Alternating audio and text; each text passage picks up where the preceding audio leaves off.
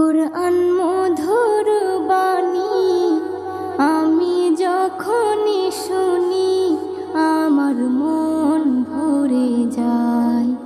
কুরআন মধুর বাণী আমি যখনই শুনি আমার মন ভরে যায়। শোনো মুমিন মুসলমান, পড়ে দেখো না কুরআন, কত শান্তি পাওয়া যায়। কুরআন